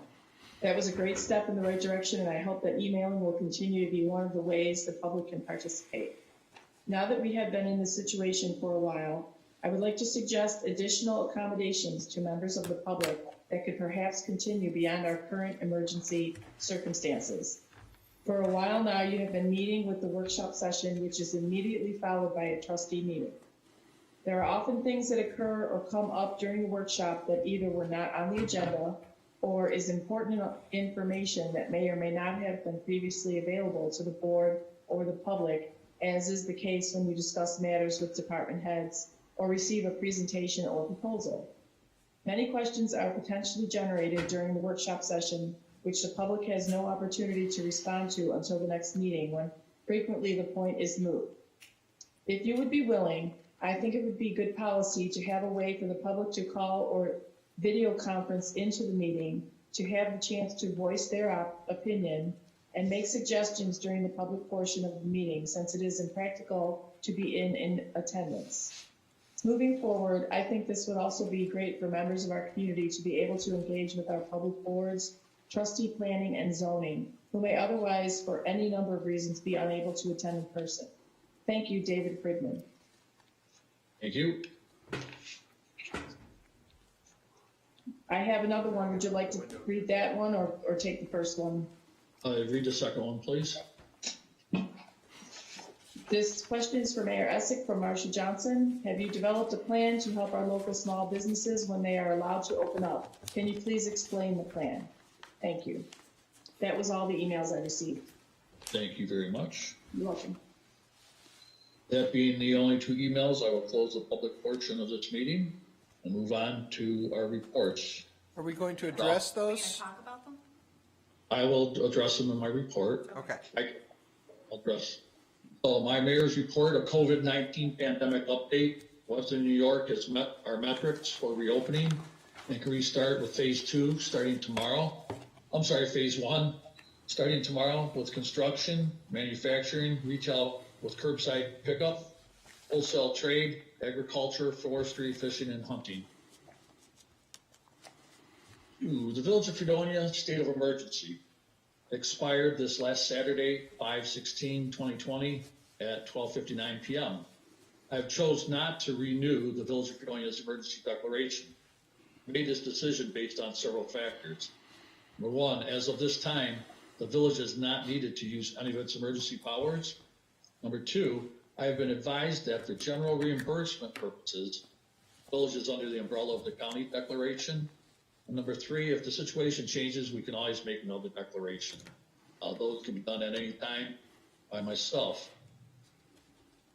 On code enforcement, we have not and are not issuing non-emergency building permits, nor are we endorsing it to happen without the proper permits. Code and Building Inspector's Office will direct to continue to cite offenders who conduct construction without proper permitting. That will change tomorrow. Now that our region has the go-ahead to reopen with phase 1 from the state, our village will follow all the guidelines outlined in the New York State Forward Reopening Plan, including reopening plans for our village operations. Our department heads had put together some bullet point discussions on our reopening plans, because as a municipality, we have to reopen. Due to some technical difficulties, I did not get that concise email from our attorney Gard. If he has it right now, would you please read it, Dan? The plan from our department heads that you had put together, please. Yes, Mayor, I did receive a plan. Okay, you're cutting out. Okay, well, regardless, each one of our department heads has put together a plan.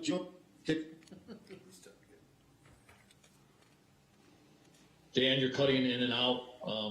We'll try to get you here in a little bit once you get a better connection. There are plans from each department head of our moving forward in a safe manner to our employees and our village residents, maintaining safe social distancing and using the proper masks and face coverings when possible and needed. Each department has developed a plan and try to get that to you here shortly. That plan also includes our village operations, like we discussed earlier with our code enforcement, that we have to provide safety features so that our employees and our public remain safe. Moving forward with that, all businesses, small or large, should come up with a reopening plan to safely open, and that's what's required here for any small business moving forward. The Fredonia Chamber of Commerce, the County Chamber of Commerce, along with the Chautauqua County and New York State, all have resources available to assist any business in any aspect of reopening and future operation. We as a village can assist with any request, and we'll work with our Code and Zoning Office and our Board of Trustees once that request and vision is relayed to the village. The Village of Fredonia will assist, when we can, any business in our village in a safe and prudent manner, in conjunction and coordination with county and state guidelines. So moving forward, when businesses reopen, when they provide us with a request that we can assist them, we will do everything in our power to assist them when appropriate. But I'd like the businesses to formulate their own startup plans and decide what they need to have moving forward. And if that involves some assistance from the village here, our board and our zoning and code enforcement will review those requests and act accordingly. That's all I have. Trustee Christina? Nothing at this time. Thank you. Trustee Linden? I have no report. Thank you. Trustee Bretz? I don't have anything at this time, thank you. You, Trustee Pecos? Tony, just to thank you, I've heard from residents already cheering that you're able to start doing brush pickup this week. And also, I heard there was a water break. Any news? Is that true? And any news on that? Yeah, totally true. My weekend was very busy. Friday night was flooding. The Water Street Bridge was in peril. Saturday we had a sinkhole on Porter near Eagle. And then yesterday, we got calls from the water plant. We were losing a lot of water. I and several of my guys went up and identified the leak, that it was a 8-inch water main break that comes from the Elm Street extension dead end to the high school. We were able to isolate that leak between the high school building and Elm Street, and thank God no residences were without water. The County Board of Health has been alerted to it. And due to the fact that yesterday I could not get the operators in a timely fashion on overtime for different reasons, I contacted St. George Construction, and they came on site today with our guys and the blessing of the Board of Health. They were remediating the leak. Is that why the back road to school was closed? Pardon me? I'm just curious, the back road to school was closed, is that why? That's correct. That's why. But we went fantastically well.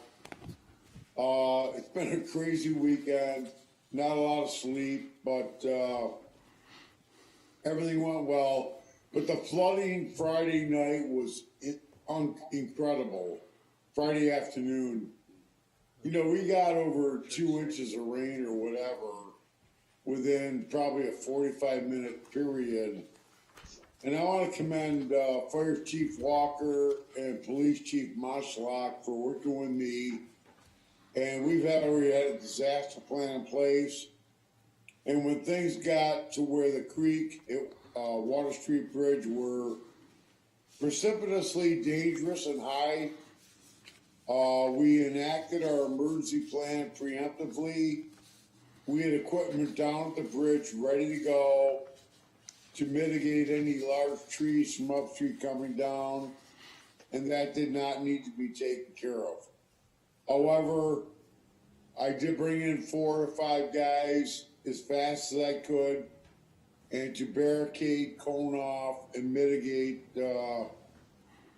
vehicular traffic through, the normal problematic storm drainage areas. So we did our best, but I want to commend all the department heads that worked with me.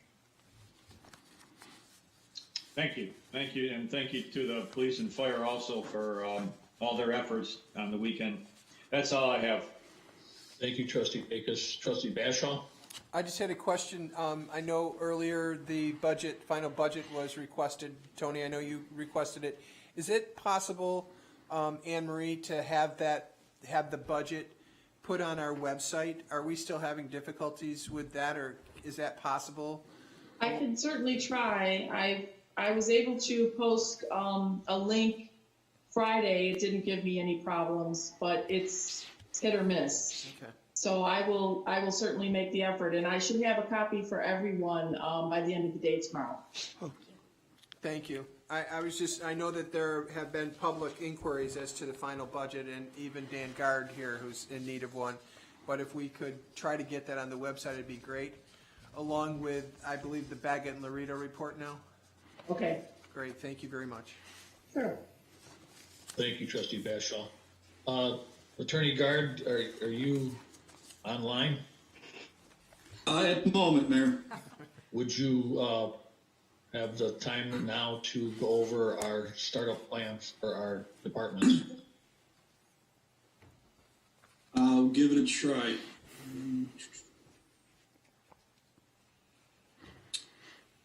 What we have is 3 reopening plans at this point. The first one is from the fire department. And basically it addresses the 3 areas that the state said we need to address to reopen. The protection for employees, for members, and also for customers. It puts in place requirements for obviously the 6 feet social distancing. We're not doing meetings. We're not scheduling trainings. It mandates appropriate face coverings. Goes through the usual frequent hand washing, and also that we'll be following the rest of the directives from the state as they come down. In terms of changes to the physical workplace, the fire department is going to continue to be closed to the public and to non-essential personnel. The on-duty staff has a cleaning regimen they're going to go through. And specifically, we're going to be screening and logging, the temperature status and things for all of our firemen and for our members. The DPW has a similar program that it's putting in place this week.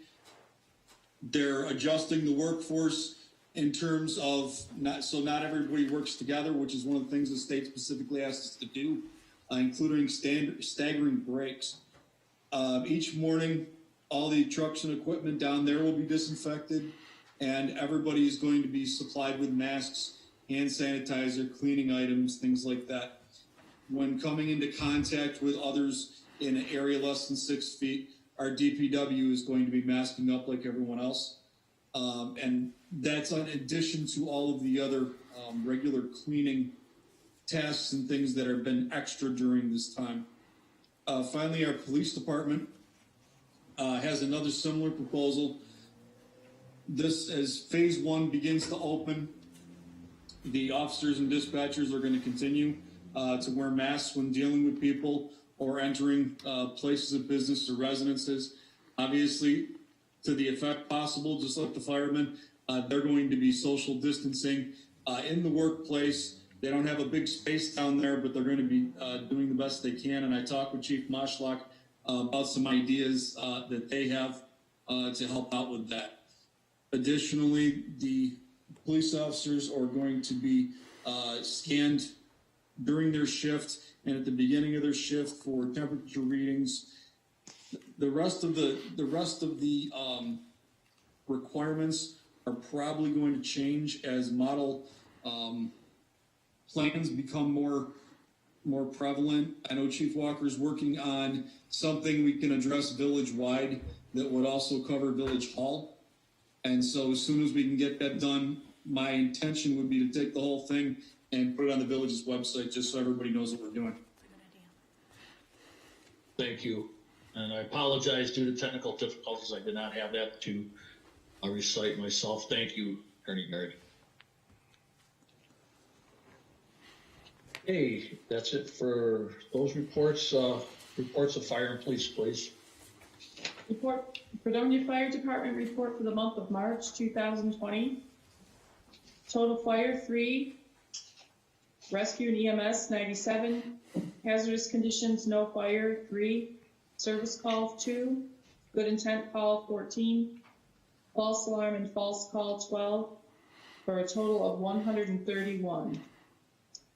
The Fredonia Fire Department report for the month of April 2020. Total fire 4, rescue and EMS 70, hazardous conditions no fire 3, service calls 3, good intent call 6, false alarm and false call 10, for a grand total of 96.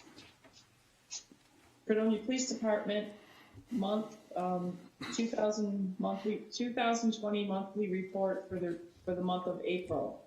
Incidents reported 1,195. Accidents 9. Arrests reported 35. Vehicle and traffic 2. Parking tickets 11. Domestic incidents 24. And that concludes the reports. Thank you very much. We'll move on to resolutions. Actually, could I ask one question before follow up? Tony, you mentioned you brought in St. George. Did we not have the equipment to be able to do that repair ourselves? The problem yesterday was when we got the call and we went down the call list, there was insufficient personnel that responded to phone calls. And being that the water plant, since they were losing a prodigious amount of water, I made the call to go to an outside contractor. I had Jen, Marilyn, and myself, and 2 or 3 other guys show up there. But I wanted to isolate that leak so as to not put the tank on Webster Road and the plant in peril of losing water. And we isolated the leak, and then we were able to postpone doing anything disruptive till today. So my guys and St. George went in and fixed it together today. We provided all the parts. They provided a operator and excavator because it was a relatively deep water main, but it went very, very well. County Board of Health knows about it. They're all very happy. Thank you. All right, moving forward with the resolutions, please. Whereas bids for liquefied gas chlorine for the wastewater treatment plant and water filtration plant were publicly opened and read on May 15th, 2020. And whereas Sean Rayner, Chief Operator of the wastewater treatment plant, and Chris Surma, Chief Operator of the water filtration plant, have reviewed the bids and have recommended awarding the bid to Jones Chemical. Now therefore, be it resolved that Jones Chemical of 100 Sunny Soul Boulevard, Caledonia, New York, that's JCI, is hereby awarded the bid of liquefied gas chlorine for the village fiscal year commencing June 1st, 2020 and ending May 31st, 2021 at $150 for 150-pound cylinders with no container deposit and no fuel charge for the water filtration plant, and $700 per ton cylinder with no container deposit and no fuel charge for the wastewater treatment plant. I second the resolution. Been a motion and a second Is there any further discussion? I got one quick question. Tony, didn't we decide we were gonna go with a tablet form? Where did the liquefied gas chlorine come from? I thought it was gonna be more of a tablet form. Actually, if I could answer, I emailed Chris Surma the same question. His response is, we're in the process of switching over. Right. The engineering drawing and assembly plan for the new unit is in the works. The equipment is shipping soon. We will need chlorine gas still in the meantime. I'm hoping that by July 1st, we will be using the new system. So the bid timing is still needed. All good. Have a good day. Did we bid in the solid form? Did we put that part out? Did Chris give us information to bid out the solids? Does anyone know? The tablet form? I don't know. Yeah, I don't know. Yeah, but, I don't know. All right, that's all I got. Okay. The second, trustee Christina. Yes. Yes. Trustee Linden. Aye. Trustee Brits. Yes. Trustee Pecos. Yes. Trustee Bashaw. Yes. Carried. Whereas bids for synthetic flocculant for the wastewater treatment plant were publicly opened and read on May 15th, 2020, and whereas Sean Rayner, Chief Operator of the wastewater treatment plant, has reviewed the bids and has recommended awarding the bids to Polydyne Inc., 1 Chemical Plant Road, Riceboro, Georgia. Now therefore be it resolved that Polydyne Inc. is hereby awarded the bid for synthetic flocculant NE $1.85 per pound for the village fiscal year commencing June 1st, 2020 and ending May 31st, 2021. I second that. Motion and second. Any further discussion? Trustee Christina. Yes. Trustee Linden. Aye. Trustee Pecos. I'm sorry, trustee Brits. Excuse me. Trustee Pecos. Yes. Trustee Bashaw. Yes. Carried.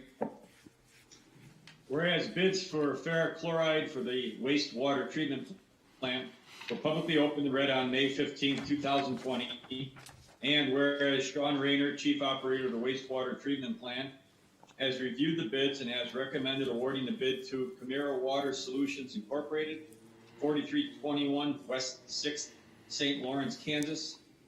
Ferric chloride is supplied out of our terminal in Buffalo, New York. Now therefore be resolved that Camaro Water Solutions is hereby awarded the bid for ferric chloride at a price of $726 per ton, delivered for the village fiscal year commencing June 1st, 2020 and ending May 31st, 2021. I second that. Please. I'll second that. Okay. Motion and a second. Any further discussion? Trustee Christina. Yes. Linden. Aye. Trustee Brits. Aye. Trustee Pecos. Yes. Bashaw. Yes. Carried. Whereas bids for polyaluminum chloride for the water filtration plant were publicly opened and read on May 15th, 2020, and whereas Chris Surma, Chief Operator of the water filtration plant, has reviewed the bids and recommended awarding the bid to Slack Chemical, 465 Clinton Street, Carthage, New York. Now therefore, be it resolved, Slack Chemical is hereby awarded the bid for polyaluminum chloride for the village fiscal year commencing June 1st, 2020 and ending May 31st, 2021 at the bid of $198 per 55-gallon drum with a $45 drum deposit. I second the resolution. Motion and a second. Any further discussion? Trustee Christina. Yes. Trustee Linden. Aye. Trustee Brits. Yes. Trustee Pecos. Yes. Trustee Bashaw. Yes. Carried. Whereas bids for polyorthophosphate for the water filtration plant were publicly opened and read on May 15th, 2020, and whereas Chris Surma, Chief Operator of the water filtration plant, has reviewed the bids and has recommended awarding the bid to Slack Chemical, 465 Clinton Street, Carthage, New York. Now therefore be it resolved that Slack Chemical is hereby awarded the bid for polyorthophosphate for the village fiscal year commencing June 1st, 2020 and ending May 31st, 2021 at the bid of $275 per 30-gallon drum with no drum deposit. Second. A motion and a second. Any further discussion? Trustee Christina. Yes. Trustee Linden. Aye. Trustee Brits. Yes. Trustee Pecos. Yes. Trustee Bashaw. Yes. Carried. Whereas bids for powdered blend of inorganic phosphates for the water filtration plant were publicly opened and read on May 15th, 2020. And whereas Chris Surma, Chief Operator of the water filtration plant, has reviewed the bids, has recommended awarding the bid to Slack Chemical Company, Inc. of 465 South Clinton Street, Carthage, New York. Now therefore, be it resolved that Slack Chemical is hereby awarded the bid for powdered blend of inorganic phosphates for the village fiscal year commencing June 1st, 2020 and ending on May 31st, 2021 at the bid price of $95.50 per 50-pound pails with no deposit. I second that. And a motion and a second. Any further discussion? Trustee Christina? Yes. Trustee Linden? Aye. Fritz? Yes. Trustee Pecos? Yes. Trustee Bashaw? Yes. Carried. Before I read this, I noticed the address is missing for the company. Do you want me to add this in as I read it? Yes, please. Okay. Whereas bids for polycatonic polymer for the water filtration plant were publicly opened and read on May 15th, 2020. And whereas Chris Surma, Chief Operator of the water filtration plant, has reviewed the bids and has recommended awarding the bid to Slack Chemical Company Incorporated, 465 South Clinton Street, Carthage, New York. Now therefore be resolved that Slack Chemical is hereby awarded the bid for polycatonic polymer for the village fiscal year commencing June 1st, 2020 and ending May 31st, 2021 at the bid price of $238 for 55-gallon drum and $45 refundable deposit for returnable drum. Second as amended. The motion and second as amended. Is any further discussion? Trustee Christina? Yes. Trustee Linden? Aye. Trustee Britz? Yes. Trustee Pecos? Yes. Trustee Bashaw? Yes. Carried.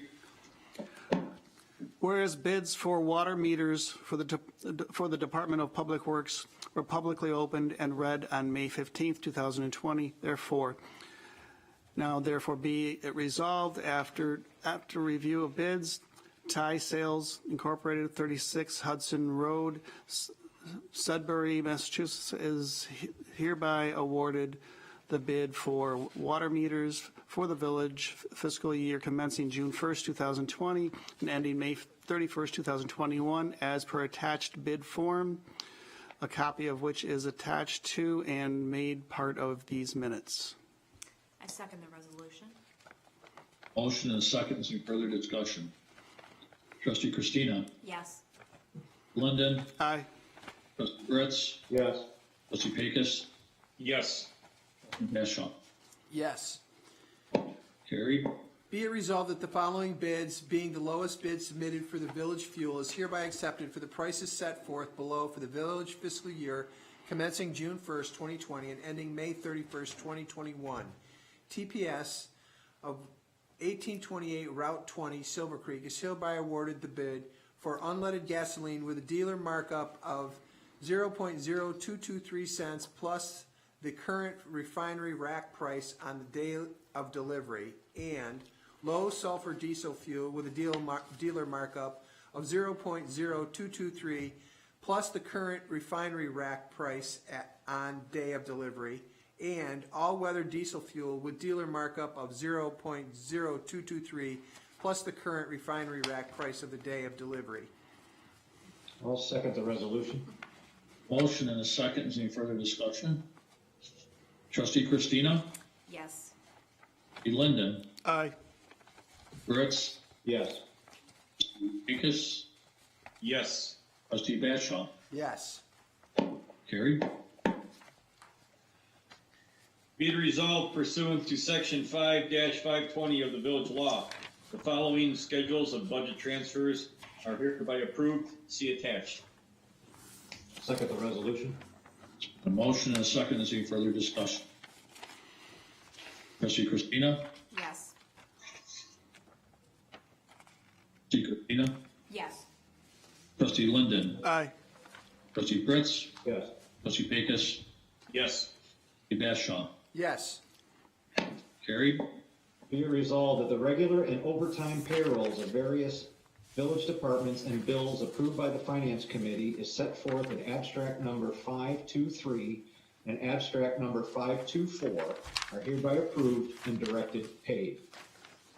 I'll second that. Motion and a second. Is there any further discussion? Trustee Christina? Yes. Trustee Linden? Aye. Trustee Brits? Yes. Trustee Pecos? Yes. Trustee Bashaw? Yes. Carried. Whereas the village has a standing service agreement with Train US Incorporated for HVAC system maintenance, and whereas the term of the current agreement expires in June 2020, therefore be resolved, the mayor is hereby authorized and directed to renew the service agreement with Train US Incorporated at a cost of $1,800. I'll second that resolution. Motion and second. Is there any further discussion? Trustee Christina? Yes. Trustee Linden? Aye. Trustee Brits? Yes. Trustee Pecos? Yes. Trustee Bashaw? Yes. Carried. Is there anything else for the good of the order? Did we need a resolution, Doug, to change the time on the meeting starting June 1st? Yes. Yes. Dan, are you there? Yes, I'm here. Is it, I mean, are we just, what's the resolution read? Therefore, we want to start at 5:30? I move that we move the meeting time to 5:30. I second the motion. Been a motion and a second to change the meeting time, start times from 6:30 to 5:30 throughout the summer through the months of August, Yes.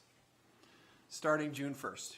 starting June 1st. Is there any further discussion? Trustee Christina? Yes. Trustee Linden? Aye. Trustee Brits? Yes. Trustee Pecos? Yes. Trustee Bashaw? Yes. Carried. Is there anything else for the good of the order? I would just like to point out, Mayor, as I talked to you yesterday, the city of Dunkirk, Mayor Rosas and Randy Woodbury and the DPW there are gonna again, share services with a bucket truck to hang our buckets of flowers this week, hopefully. And I want to thank them for the cooperation. Yes, Nice, thank you. yes. Yeah, they look amazing, by the way. The village is really gonna brighten up, so looking forward to that, Tony. Yeah, man, the new baskets and the flowers are doing wonderfully, but there again, shared services do work. So I commend Mayor Essick and Mayor Rosas and all the guys involved. Thank you.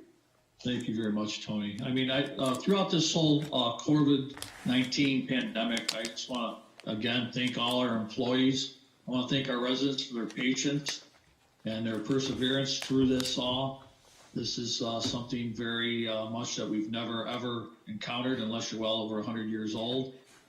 Just please be patient, be diligent, and we'll get through this. I know it's a phrase, we'll get through this together. We will. Just please maintain our social distancing and wear masks and do our washing of hands as much as possible. I know we can all get through this greatly together. So thank you.